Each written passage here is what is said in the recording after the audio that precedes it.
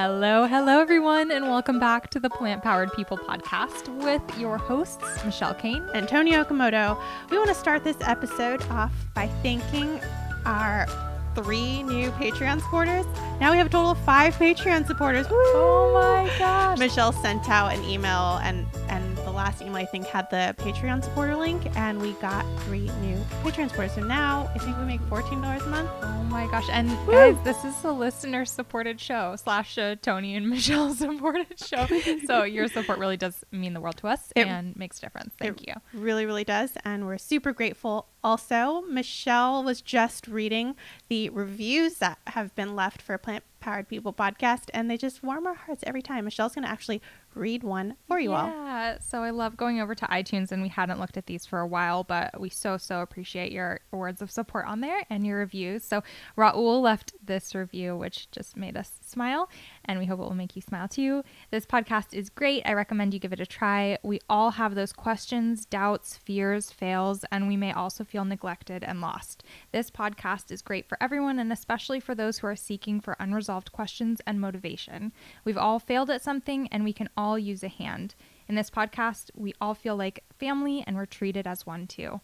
I just thought that's beautiful. I really do feel like this is like a family space, and while we don't get to meet and interact face to face with all of you guys, definitely it feels like one big family. Yeah, and we love hearing from people on social media, and we love getting emails. So thank you for reaching out and supporting our podcast, whether it's through Patreon or through reviews. We love it all.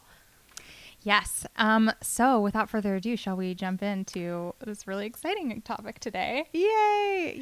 Yes. Okay. So this is a topic that is near and dear to both of us, but it's something that I dedicate all of my life to. It's being plant-based on a budget. Woo! This has literally been Toni's life, well, for the past decade.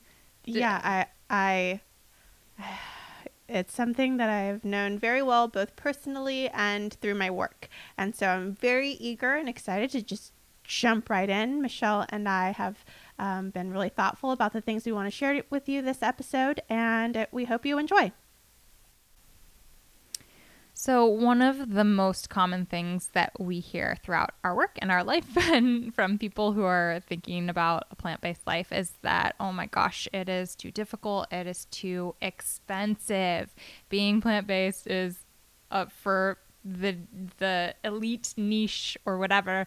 And that's very, very far from the truth. And we're excited today to crush those myths and also share some of our top tips about ways to make plant-based living and just eating and food prep and grocery shopping in general as affordable as possible.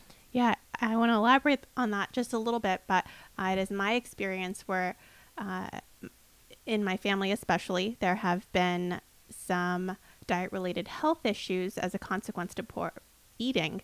And one thing that I always hear as a response when I say, I've been thriving on a plant-based diet, how about you give it a try? They say, I can't afford that really expensive food. I can't afford to go to eat at Whole Foods or buy all my foods at Whole Foods. So I'm really excited to share that that's not the case, and that instead some of the most nutritious, nutrient-dense foods are plant-based, and they're often the most cheapest foods out there. Yeah, it's amazing when you take meat out of your grocery shopping cart, how much money in your grocery budget is then freed up to be putting towards plant-based foods like oats, overnight oats, super cheap and easy to make. Bean and rice burritos. You could do pasta with veggies, and it doesn't even need to be like fancy high-end veggies. It can be frozen veggies from the Dollar Tree store. So there are lots of options that are still super affordable. A lot of the cheapest foods on the planet: bananas, carrots, oats, rice, beans, pasta, lentils. These are all the most affordable foods, and they're all plant-based, and they're all nutritious, and they're all good for us. And yeah, the more that we can shift our diet to being filled with those foods, the more money we'll save, the healthier we'll be, and it's just a win-win-win all around. Yes, and if you need some help, Michelle and I have resources available. We've spent a lot of time planning meal plans for people to step right in and have a full loaded resource that provides grocery shopping list, where to find the stuff in the store, beautiful high quality photos, recipes that are detailed to use all of the ingredients that you purchase, and with a budget of only $25. So we will talk more about that in the episode. But I also wanted to make a big note about how I also have a book called Plant Based on a Budget that just came out. So that is now available on Amazon, which I've been working on for 2 years. No, I don't think that's true. Toni has had this book in her heart for 10 years. Like from the beginning of Plant Based on a Budget, you have had the dream of bringing this book, which is now literally in my hands. Like it just arrived on my doorstep the other day. It's actually brought to life, and it's been a part of you for so long, and it's really, really exciting that it's finally here. You guys should all check it out, especially if you're trying to live more affordably on plants. Yeah, so you can find that again on Amazon, and I am really proud of it. Michelle did our lifestyle photos, and she did a fantastic job. Actually, you'll see if you buy the book that the whole book is dedicated to Michelle. So she has been super supportive of my work since the beginning. She encouraged me to follow my passion, and I'm here today. I'm literally here today talking to you because she encouraged me to do it. Like she's pushed me all. She's pushed me all along the way. So, so I have a book. But now we want to talk about our top 3 ways to save money and to be plant-based on a budget. So Michelle's going to share her favorite tip. Yeah, and this was really hard for us, you guys, because, well, as we've mentioned, this is what Toni's study in life has been, and it's something I've been thinking a lot about as well. And there are hundreds of ways that you can save money at the grocery store, but we wanted to pick our top 3 and really dive into them for you today. So the first one, my personal favorite tip, which is actually something that I mostly learned from Toni, is shopping from bulk bins. And that's different from shopping in bulk. It doesn't mean going to Costco and buying a 50 pack of soy milk or toilet paper or whatever. It means going to the bulk bins in your supermarket, if you're lucky enough to have one with some bulk bins, and getting things like oats and nuts and seeds and cereals and pasta and rice, things that are unpackaged, that are there in the bins. You bring your own bag, you can weigh them out, and you can get exactly the amount you need. And generally, the prices of these bulk bin items is far lower than their packaged counterparts. Michelle actually has a really helpful YouTube video about that we'll link in the show notes. Yeah, I compared the prices of bulk bin items at Whole Foods compared to the items on the shelf. So if you were to go to the grocery store and grab a bag of white rice, what is the cost of that per pound? And then if you were to get it from the bulk bin, what is the cost of that per pound, and how much can you save in it? It was a really interesting project. I found there are a few items that, gosh, the difference was huge, especially oats. You can get oats super cheap from the bulk bins, but then if you get them packaged like in one of those tubes for a big amount of oats, the price like doubles. And then instead of the tubes, if you get those containers of like 6 little single serving packets and papers that you just like dump out and heat up with water, the price doubles again. And then if you got oats in those little single serving cup containers that you can bring to work, even if it's just plain oats, the price doubles again. And so the differential is just enormous. If you want to be saving money, it makes so much sense to buy from those bulk bins. Almost always, there were some items that when I looked, it was actually more expensive in bulk bins. So definitely be kind of cognizant of where you're shopping and what you're buying. And just to give you a sense, some of those items were peanut butter, sugar, sushi rice, brown rice, so some specialty items, not always, but sometimes can actually be more expensive in bulk. So, but the point is, you're going to be shopping pretty much every week for the rest of your life, and it makes so much sense, and you'll save so much money over time if you tune into your grocery store and really take the time to look at where's the most affordable place that I can get oats, not only at different grocery stores around you, because that can make a big difference too, but also within the grocery store you're already shopping at. Make sure you're getting the best value of what you're buying, and you can save so much money over time. You don't really need a lot to do that. It seems kind of intimidating when you go to this aisle of just like all of these items. You're like, where do I put them? What bag do I use? How do I note what it is? And so we highly recommend bringing your own reusable bags. You can get them on Amazon. We'll include some links in the show notes if you guys want to check that out.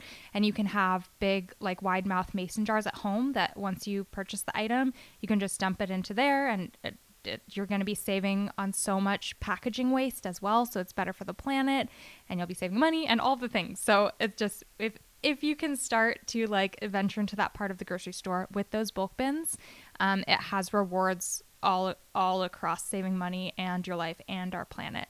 Highly recommend it, and it will get less intimidating really fast.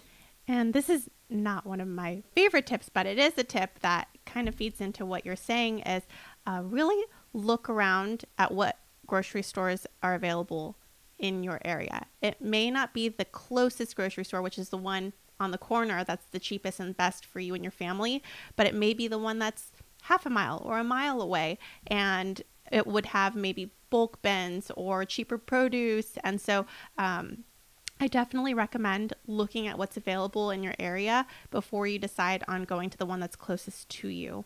Yep. And a lot of times that means shopping at 2 different grocery stores, which I do. I get produce at one store. I get a lot of my packaged items at another store. If I'm ever getting like specialty vegan items, I get them at another store because I know the stores in my area and I know what's going to be more affordable. And how it's worth often are you that doing extra that, Michelle?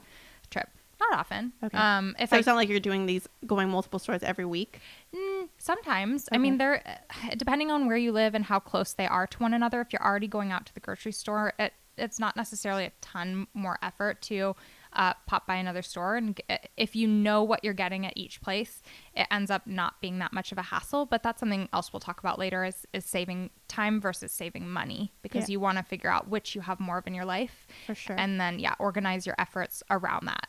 Yeah. And what I do with the grocery stores is I go to the grocery store that's like a big warehouse and it has great bulk bins and really cheap produce. And I do my once a month pantry staples shopping spree there. And I get as many bulk bins as I need for the month. And then throughout the week, I get my produce somewhere else. And that seems to work really well in my family. Yeah, I love that tip. And also something that I've done is I got really huge, they're sort of like mason jars times 5, like these huge glass containers that I use for oats, for white rice. Where did you get those, in case some people I got them are at interested? Like Home Goods, some kind of like Home Goods style store. And they have a ton of them usually, and they're usually half the price or less of what you'd normally find them if you got them at like Target or something. So yeah, got these big containers, and I put oats and rice and other staples that I turn to often throughout the week. And that way I'm able to, when I find them at the best price, get a ton of it, load that up, and then just not have to worry about my staples for quite a while. So especially if you're having to go to a specific grocery store that's a little further away for those things, or you're shopping in bulk, that can be really helpful. That's a good tip. All right. So my favorite tip is more of a mindset. And my favorite tip, and something that has really helped me, is being okay, giving yourself permission to set a budget and stick to it, even if it means when you're at the register, you give something back that may be a higher priced item because it doesn't fit within your budget. And I remember, actually I have 2 little funny stories to tell. I was at actually Colleen Patrick Goudreau, who was a guest on our podcast recently, who did a fantastic episode, which we'll also link in the show notes. So I was at Colleen's house for a brunch, and she and a group of people were talking about how when you go to the grocery store, it's just too embarrassing to give the item back, even though you thought it was a price, and then it's actually like twice as much.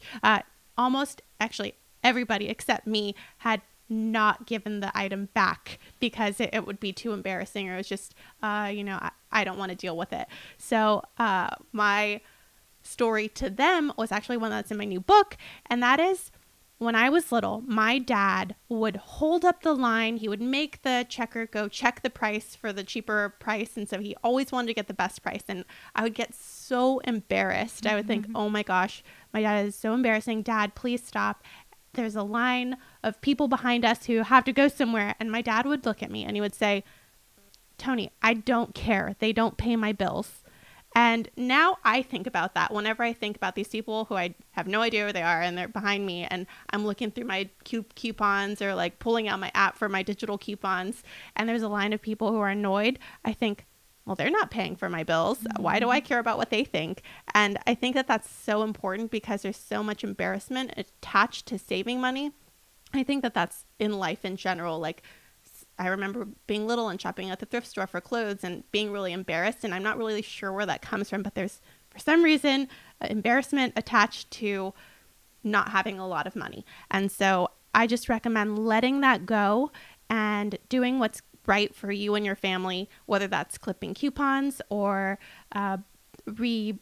purchasing snowman themed cupcake holders because they're discounted and using them all year long, and just whatever it takes to save money for you and your family. I recommend doing that. Yeah, and you don't have to be like living paycheck to paycheck to be taking advantage of those tips. Like my mom, I have the same feelings growing up. Like my mom would hold up the line, and it's so funny because I'd be like, Mom, you can afford this. You don't have to worry about like, did they get that last 5 cents? Like, did she would like add up to make sure they calculated right on her receipts, and I would just be petrified. I would like go run away and be like, I don't know her. But yeah, now I totally do that. Also, I have a story related to that where I didn't go back, and I still to this day regret it.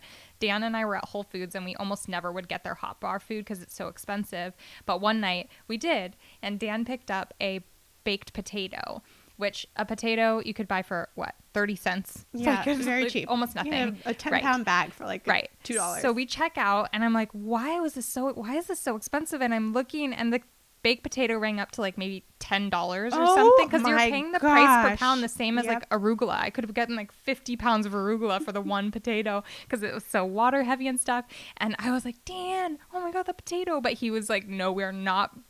You can't bring that back. Like it's from the hot bar. But if you're handing your money over to a grocery store, like we didn't put that back, but you could. And like that's just insane.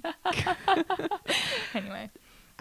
I wonder about the hot bar. Like that's actually that's something that we talked about with Colleen, because one of her stories was she was at the farmer's market and then she found a better price later on. Ooh. And we were like, is it acceptable to go back and get a refund or no? I would be like, Whole Foods, here's the 39 cents for your potato. Give me back my $9 of water money. Yes. So that's my tip. It's more of a mindset.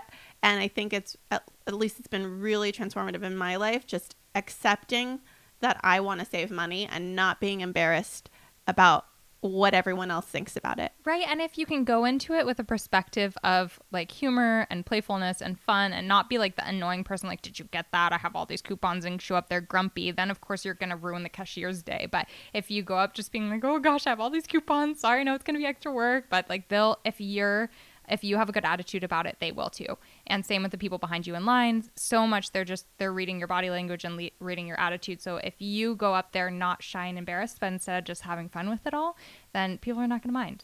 Yeah. Yep. And then we also want to talk about something that I don't know if we love it, but we really have gotten good at it. Well, Toni has been good at it for a long time, and I still am not the best at this, but I've learned so much, and I've saved so much money because of like literally mind-blowing amounts of money I have saved because of this. And that's meal planning. Yes. Meal planning, just shopping with intention and sticking to what you have, not having these impulsive purchases and spending unnecessary money. That is invaluable. Right. And it's so important, especially if you're going vegan or new to vegan at this time, or plant-based. There's so many new exciting products or companies or things out there that it can be really easy to go into a store with the intention of buying healthy whole foods that are really affordable, and then just being like, ooh, look at this new meat. Ooh, look at this new frozen item. Coming out look with at a pint pie. of $8 ice cream. Right. Like, oh my gosh, they have soy whip in a can that I can just like squeeze onto my hot cocos, like $7. You know, it adds up really fast, and it can totally obliterate your budget if you're working on one. So yeah. So we have meal plans at plantbasedmealplan.com, where again, we've laid it out. We've literally poured our sweat and tears into writing these. And I mean, we were on the floor crying, being like, how can we stretch this $25? Yeah. So Toni took 1 week of food and tried to see how low can we go with healthy, large portioned meals for an entire week of delicious filling food. How low can you get that cost wise? And you got it. I think one of the receipts was $18. Yep. $18. So we say it's like $25 a week to give a cushion, because it depends where you live and where you're shopping and all of that. And, you know, if you're shopping at the local natural food store, it's going to be more. But and we did this. Michelle shopped at Whole Foods with the same meal plan to see what that would cost, which she'll talk about in a second. And I shopped at Walmart in Maryland. And so I thought, okay, we've done our pricing at a cheap store in Sacramento, but what does it look like if I'm on the East Coast? So I found a store that many people have access to, and I went there and I was still able to keep it under $20. And Michelle shopping at Whole Foods with primarily organic ingredients. Yeah, and that about doubled the price. So I think it was around $40. I have a whole video that was showcasing the difference, so we'll link that in the show notes. But not only did I shop at what's notoriously one of the most expensive grocery stores to shop at, but also I bought organic whenever possible. So I was getting like the premium stuff. And still, when you think about it, $40 a week for a huge, healthy, organic meal shopping at the most expensive place is not a lot of money. Like, it was pretty amazing. So and following those meal plans, it not only do you feel great, but it truly did get me in a different place of mind, where my husband and I eat out so much less. And some of the meals that we make in our meal plans, it's batch cooking, so you'd like make a big pot of soup that would serve 3 different meals of yours. And it got me into the habit of batch cooking food and meals so much more. So while we don't on a regular basis meal plan our weeks out, I now integrate things that I got in the habit of doing from our meal plans into our ongoing life, which is amazing. And what I love about it is that there's something for everyone in the meal plans. There's something for the experienced chef, and also there's very basic knowledge sharing with people who are new to cooking and who don't have a lot of experience in the kitchen. And so that I have heard has been helpful across the board. Mm-hmm. Yeah, so if you're looking for meal plans, obviously you can create your own meal plans. They'll have templates that you can find online to kind of scope out your meal plans yourself. There's tons of different meal plans you can find online. If you want to check ours out, that's at plantbasedmealplan.com.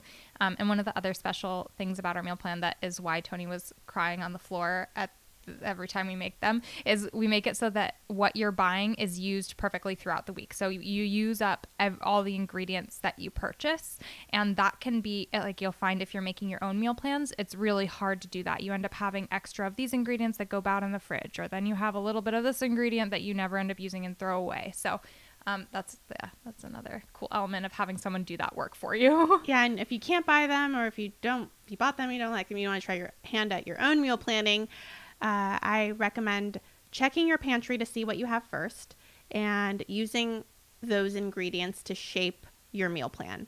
Then create your meal plan based on what you have. Make a list of the ingredients that you'll need after you've created your meal plan. Organize that list so that you're going to the produce only once and to the bulk bins only once, instead of walking back and forth across the store. Yeah, that's actually a good time saving tip. And then stick to it. I know that it's really hard to not get the grab bag of chips or whatever that's in the checkout aisle, but try to stick to your meal plan, and it will pay off in the end. Yeah, a lot of places where people fall down is like with snacking or with desserts. And so Toni and I actually created a plant-based on a budget desserts ebook, and then a plant-based on a budget snacks ebook that kind of supplements meal plans. So any type of meal planning that you're using, even if it's your own, if that's a downfall for you and you tend to turn to like store-bought snacks and desserts, hopefully the recipes that we've put together there can provide some great support on that. And each one of those is supposed to be a $5 recipe. Mm-hmm. So if you wanted to make snacks for 5 days of the week, you have $5 budget to do so. Right. Mm-hmm. All right. So next we want to talk about something that we find equally important, which is time. Budgeting your time, saving time in the kitchen. We are super busy with work, and we know that our listeners have kids and jobs and family obligations, and also you probably just want to spend time relaxing after a long day of work and not an hour or 2 hours cooking some elaborate dish in the kitchen. So we wanted to share some of our favorite time-saving tips as well. Michelle, what's your favorite? My favorite is all about chopping veggies. So if you start cooking from scratch a lot, you'll find yourself chopping onions and garlic and carrots and celery and all those foods a lot. And for a long time, an embarrassing amount of time of me doing that, I would use a dull knife on a kind of crappy, can I say that word on the Yeah. kind of flimsy cutting board, flimsy plastic cutting board, and I was just like, this takes forever. It's not fun. I don't do a good job at it. It was just kind of a miserable experience. And then I learned from others like Colleen Patrick Goudreau and many others who say your world will change when you invest in a sharp, high-quality chef's knife. You don't need 50 different knives in a set. You really just need one sharp knife that you care for and using like a high-quality cutting board. And when I just made that little shift, suddenly chopping vegetables became so much easier and so much faster. I will second that. I had my parents hand me down, so they had already used it for their 20 years or whatever. And then, and even then they were like Walmart knives and with their highest quality knives, so they'd come not good to begin with. Then my parents used them for 20 years, and then I got them, and so it's like using a butter knife on my tomato or my onion or whatever. And I would sit there being like sawing my onion for 5 minutes, and I realized when I got a good knife, and even then it wasn't a really great knife, how much time was cut down in the prepping process. Yeah, a good way to test that is to take a tomato, because tomatoes are notoriously a little bit difficult to cut. And if your knife slides right through that and cuts really easily, just whoosh, awesome. You probably have a pretty nice, well cared for knife. But if you're sort of struggling and the tomato kind of smushes beneath your knife, probably time to look into either sharpening your knife, taking better care of it, or investing in a sharp chef's knife.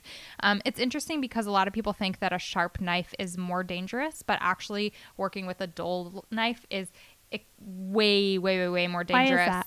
It can slip off the veggies. You're like pushing it down harder to try and get it to cut. You have less control over it. There's just like all these different elements making it more dangerous in the kitchen. So you'll be a safer cook by getting a high quality knife.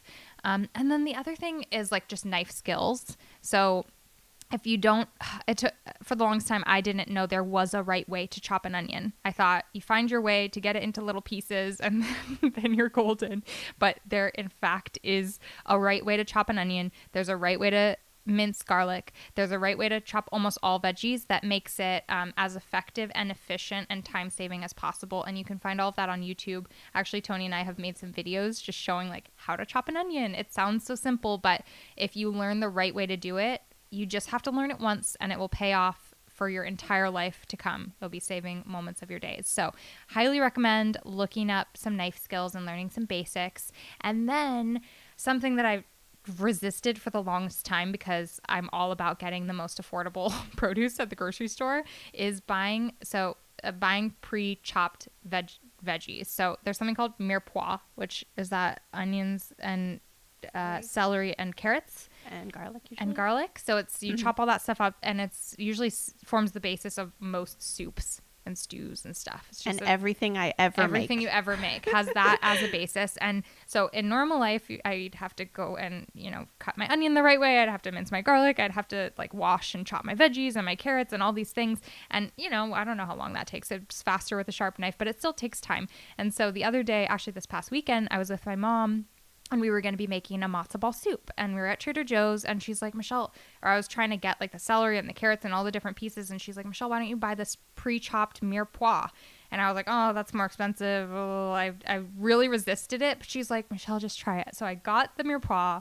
And I like kind of hated myself as I was checking out because I was like, this is probably a few cents more expensive or even $1. Got home and you literally just dump it in the pot. I got to skip the whole vegetable chopping step. And it was such a beautiful experience. Now I'm hooked. So if you can afford that, or if you're really tight on time and just want to make life easier, it's going to allow you to eat more vegetables, more healthy food, more home cooked meals rather than eating out. Don't be afraid to buy those products where that work is done for you, because it's easy to find. Also, Michelle, do not forget your pre-minced garlic. pre-minced garlic. What do you mean? I know, because I love. Oh, yeah. I still haven't gotten there with garlic. I'm like, I must use fresh garlic. But Michelle knows that if there's a big giant tub of garlic somewhere, I want it.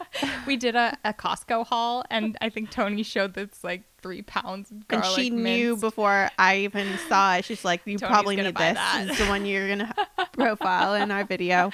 Yeah. So that is the first, is saving time chopping veggies. You will save so much time over your lifetime if you learn how to do that well. And mine is very similar. My favorite tip is very similar. It's pre-made food in general. I, like you, have had it in my head that I need, well, one, fresh ingredients. I want the freshest, the best. And then also, I don't want to spend the extra money that it's going to cost me to buy canned beans when I can make Buy 3 from times bulk. as much of beans from bulk. And so I have shifted my mindset as I grew busier, and I knew that my best intentions would fail sometimes, and I would just eat unhealthy food because I didn't have easy access to the healthy food like canned beans, because I thought, oh, I don't want to spend money on canned beans. I only want to make beans from scratch, but then I would never get to it. So I would never eat the beans. If you need like 2 hours to make your beans before you can have your burrito at night after you're exhausted from work, like chances are you're going to be like, never mind, I'll eat this frozen pizza.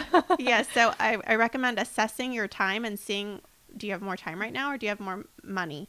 And then choosing based on what you come up with. And for me, I rely on canned beans, sauces. So instead of making my own marinara, which I used to do when I would garden my own tomatoes and harvest them and can them, I just don't have that time right now. And so I now lean on store-bought sauces. And sometimes Trader Joe's is actually a really great place for staples like rice. You can buy frozen rice, throw them in the microwave, and those are great to take to work if you don't have a lot of time for your lunch and want to eat something that's healthy. They also have brown rice available. And so, yeah, those are some of my favorite things to buy that are pre-made.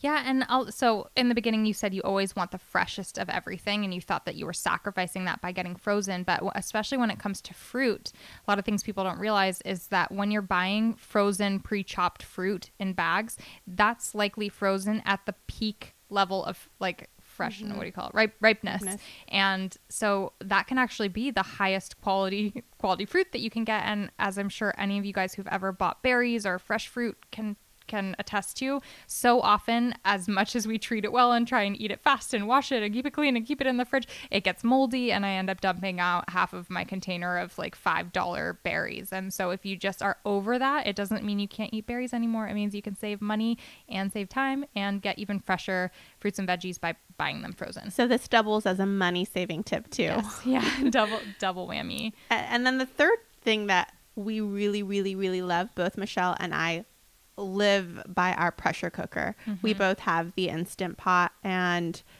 gosh, I use mine actually for my wedding. On my registry I put a second pot so that I could cook 2 meals at once, and I love it. And I don't mean a second Instant Pot. I just mean the second pot that goes inside. So as soon as I do my quinoa in 5 minutes, I pull that out, and instead of having to dump the bowl, I stick my other pot in there and I start steaming my veggies in for 1 minute.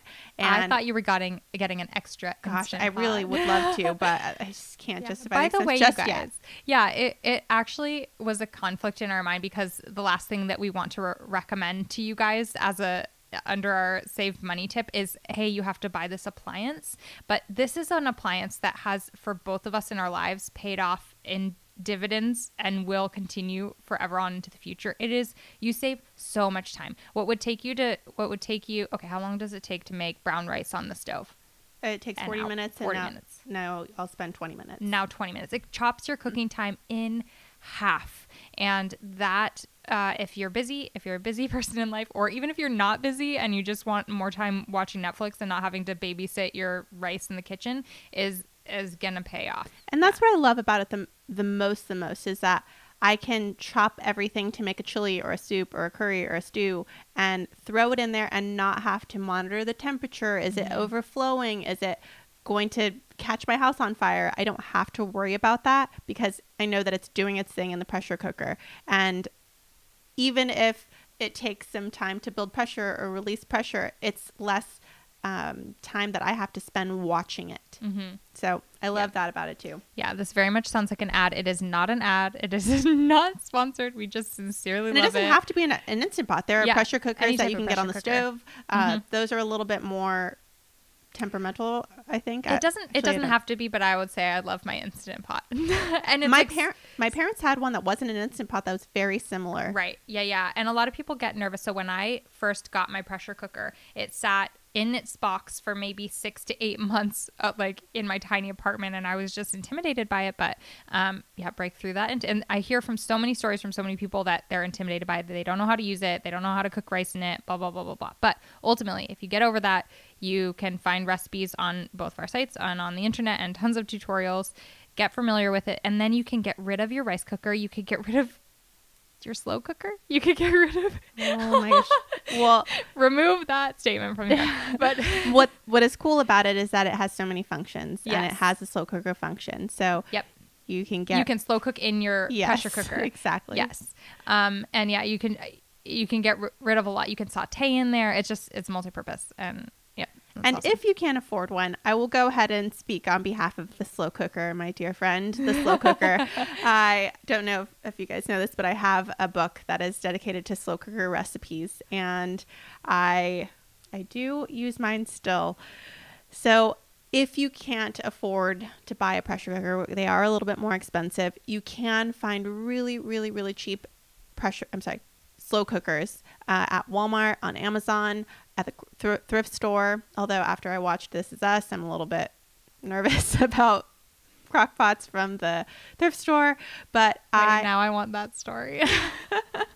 Well, I'll let you watch the show and then we'll talk about it. But I had all of my recipe testers get this one that was $14 on Amazon, and it's brand new, worked great, and is only $14. So I recommend that one. Awesome. All right. Well, we hope you enjoyed this episode. I think Michelle wanted to do a fire off of where we're just going to try to go boom, boom, favorite tip. Yeah. Boom, boom. So we tried to pick just our tippy top favorites, but there are so many great ways to save money on food. So we just wanted to go through a few ideas. Like what? You start. Okay. Okay. Learning how to properly store your vegetables, your fruits, your citrus, your potatoes. This is something your herbs. I just watched a video from Sweet Simple Vegan on this on YouTube last week, and I learned so much that I didn't know about. My citrus, I would buy all the time lemons and limes, and I'd put them on my countertop, and then they'd get hard and they'd go bad, and I'd have to throw them away. And then I realized I could just be putting them in the drawer of the refrigerator and they would have lasted forever. And there's a lot of tips like not storing your onions. Okay, anyway, I won't go into them all. But we'll link the video. We'll link the video. Learn how to store your stuff, and you won't have to be throwing things away. All right, mine is check the price per ounce. Sometimes it will be false advertising that it's a smaller container for a little bit cheaper than the big container that's just a little bit more expensive. Got to check the price per ounce to see if you're actually saving money when you go for the cheaper option. That's a really great one. My next one is to drink water. I know beverages like soda or LaCroix or whatever you're drinking can seem relatively inexpensive at the time, but if you are adding that up over months or years or your lifetime, if you could just drink water, you'll be healthier for it and save a lot of money too.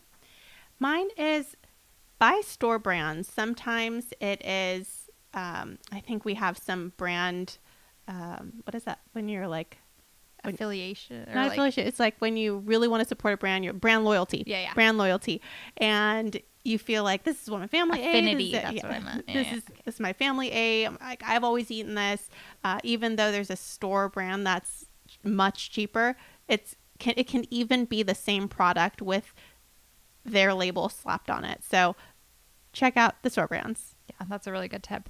Another one is to reuse. So if you get disposable plastic bags, you can actually wash those out, especially those big bags that you'll store stuff in the freezer in.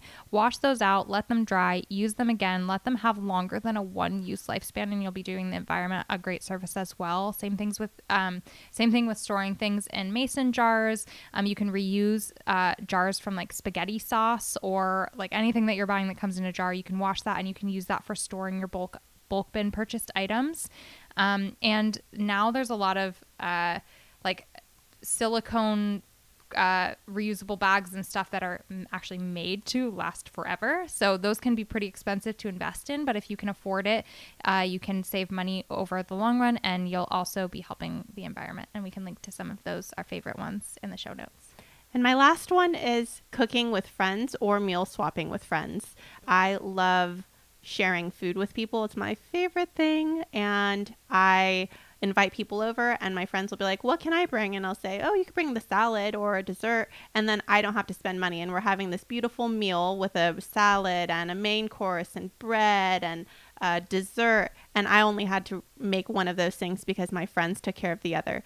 You could also cook together with, say we all make pasta and Michelle brings some vegetables and my other friend brings the spaghetti and I bring the sauce, and it turns out to be this really inexpensive meal because you were only in charge of several ingredients.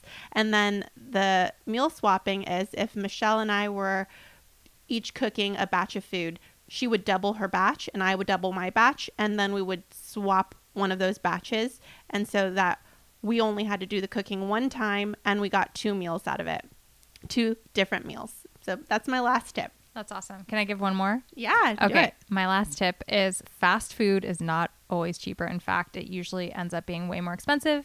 If you don't believe me, you should watch our documentaries at 7daysdoc.com. And that's just something people think that they swing by fast food and it's the cheapest way to eat. It is not. And that's not even taking into consideration the long-term health costs that will inevitably catch up with us when we eat fast food. And what Michelle means is that how much would you spend at the fast food drive-thru? Yeah, so you go to Taco Bell and say it's like $9. Yep, after you for get 2 people. Yep. No, okay. Well, actually, so even say it's I would $6. get $6 for myself. Yeah, I would get $6. maybe 2 or 3 things. Yeah. And it would be $6 and $6. And that's one meal. That's dinner. Yep. So then plus breakfast, plus lunch.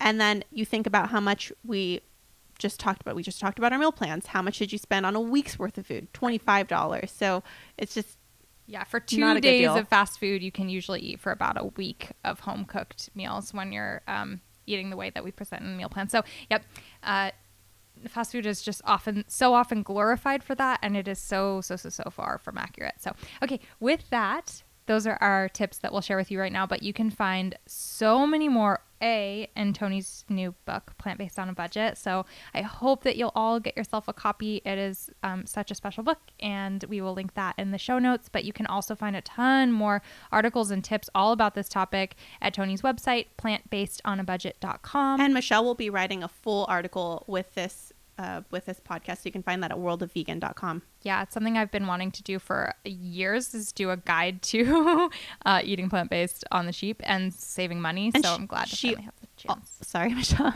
Let me promote you. She also has a ton of resources on YouTube.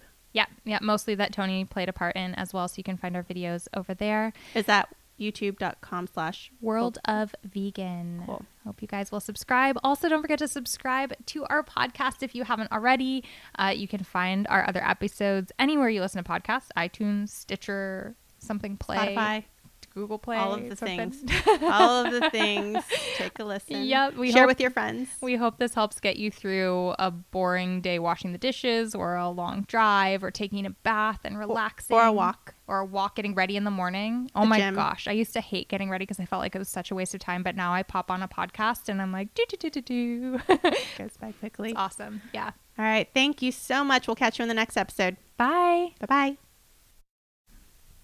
before we sign off, we want to let you know that this is the last episode of our first podcast season. Season 1 is now officially complete. Thank you so much again for all of your support. We are excited to come back on September 1st. Woohoo! Mark your calendars. We've been so consistent. We publish a podcast every 2 weeks and we go strong during the season. Then we're going to take a little break and we will be back before the school year. Long siesta. Long siesta. Summer siesta. But don't worry if you guys are hungry for more content and advice and inspiration and just anything from Toni or myself or our communities. You can always find that across the internet, on Instagram, on our websites, on YouTube, and all of the places. So head on over to plantpoweredpodcast.com where you can find all of that. And if you've missed out on any episodes, we have many there that you can catch up on. It's a good time to refresh, catch up, take a break, and we'll see you in September. See you in September. Bye-bye.